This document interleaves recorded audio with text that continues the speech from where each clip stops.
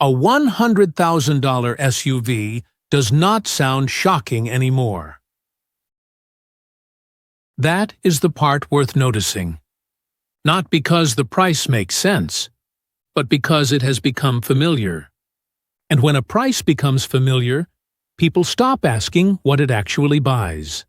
They stop asking what it replaces. They stop asking what it quietly costs. This video is not a judgment. It is not advice.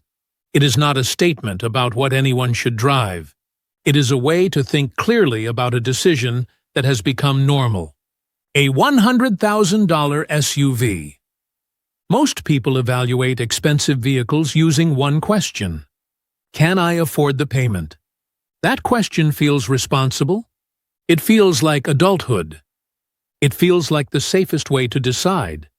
But it is incomplete, because affordability and cost are not the same thing.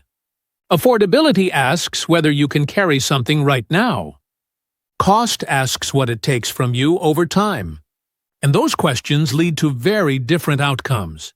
To understand the real cost of a $100,000 SUV, you need a framework. Not a spreadsheet. Not a debate. A framework. 4 lenses: financing, depreciation, ownership, and opportunity. We will move through each one slowly. And by the end, the decision usually looks different. Let's begin with the number everyone sees. $100,000. Even if you pay cash, that money does not vanish. It transforms. That money could have stayed liquid. It could have reduced future pressure. It could have created flexibility. So the first cost is not visible. It is what you give up by locking that money into a vehicle. But most buyers do not pay cash. They finance. And financing changes the psychology of the purchase. Because financing turns a 6-figure decision into a monthly routine. It makes the decision feel smaller than it is. Here is the key idea. A monthly payment compresses time. It takes a large cost and spreads it thin. Thin costs are easy to ignore. But ignoring a cost does not reduce it. It just delays your awareness of it. Financing adds cost in the form of interest. And interest is not dramatic. It does not announce itself. It just quietly raises the total price of the decision. This is why people can feel good about a purchase while the cost is quietly increasing. Now, let's talk about depreciation. Because depreciation is the cost that most people accept as normal. Luxury SUVs do not lose value evenly. The largest drop is usually early. The first year, the second year. And that early drop matters because it is unrecoverable. It is a one-way door. When you buy a vehicle at the top of its value curve, time is working against you, even if you take perfect care of it. Even if nothing goes wrong. Even if you love it. Depreciation is the difference between what you paid and what the market will ever pay you back. It is money that disappears quietly. Now, ownership, insurance, maintenance, repairs. These are not just annoying costs. They are signals. They tell you something. Ownership costs scale with replacement value and complexity. Higher-end vehicles tend to cost more to insure. They tend to cost more to service. They tend to cost more to repair. Not because they are bad vehicles, but because the baseline is higher. More electronics, more specialized parts, more specialized labor. And one important thing. These costs are not evenly spaced. They tend to cluster. You can go months with nothing. Then one visit reminds you what complexity costs. So far, we have 3 lenses: financing, depreciation, ownership. Now we get to the lens that changes how the whole decision feels. Opportunity. Opportunity cost is the cost of the alternative. What else that money could have done. Not hypothetically. Practically. Because in real life, money is not just money. Money is optionality, it is flexibility, it is margin. And margin is what protects you later. A $100,000 vehicle often represents several years of surplus income. That is the point. It is not the price. It is what that price represents. It represents choices. Now, instead of staying abstract, let's run a simple 5-year story. Not a spreadsheet. A story. Imagine two people. Both can afford the payment. Both buy a vehicle they like.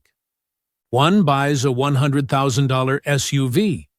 The other buys a $60,000 SUV. Same category, same purpose, different cost. Over 5 years, both will pay insurance. Both will pay maintenance. Both will pay fuel or charging. Both will lose value. But the higher-cost vehicle tends to amplify every category. Insurance scales. Service scales. Repairs scale. Depreciation can scale. And, if either person finances, interest scales. So the question becomes, what did the extra $40,000 buy? Not emotionally, not socially. Functionally? Did it buy meaningfully better daily experience? Did it buy safety or reliability differences that actually matter? Did it buy time saved or stress avoided? Or did it mostly buy status and comfort? That is not a moral question. It is a clarity question. Because if the extra money buys something you genuinely value, the trade may be worth it. But if it buys something you barely notice after month 2, then the trade is not worth what it costs. This is where people often realize something uncomfortable. Most of the satisfaction from an expensive purchase comes early. The first week, the first month, and then your brain adapts. The vehicle becomes normal. The payment does not feel normal. It just becomes quiet. Now let's make it even clearer with 3 buyer profiles. These are not judgments. They are patterns. Buyer 1 is the convenience buyer. They value comfort. They value technology. They value feeling taken care of. For them, the SUV is worth it if it truly reduces daily friction. If it genuinely improves their life. Not for a week, for years. Buyer 2 is the image buyer. They value what the vehicle signals. They value how it looks. They value what it communicates. For them, the SUV may still be worth it, but the cost is different. Because image is a recurring expense. It is never finished. If you buy for signaling, there is always a next signal. That is the hidden cost of that mindset. Buyer 3 is the safety buyer. They value perceived protection. They want to feel secure. This is one of the most common rationales, and it deserves respect. But here is the important question. Is the safety increase real and meaningful? Or is it mostly a feeling? Because if it is mostly a feeling, you are paying a premium for emotion. And emotion fades. Only the cost remains.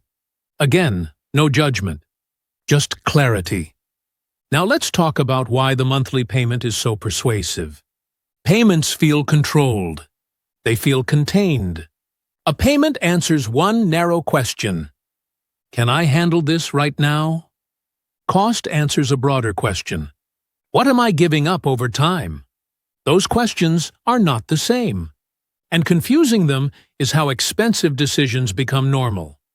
This is how a $100,000 SUV becomes just another option. Not because it is inexpensive, but because the true cost is spread out, softened, and rarely examined all at once. Now, is a final lens that ties the entire framework together. Flexibility. Large fixed commitments reduce future choices. Not dramatically, quietly. When a portion of future income is already spoken for, you become less resilient. Surprises feel bigger. Opportunities feel harder to take. And small stresses stack. This is why opportunity cost is not just about investing. It is about breathing room. Breathing room is expensive, and people only appreciate it when they lose it. So, is a $100,000 SUV worth the cost? It depends on what you value and what you are willing to trade. But the right question is not whether the payment fits.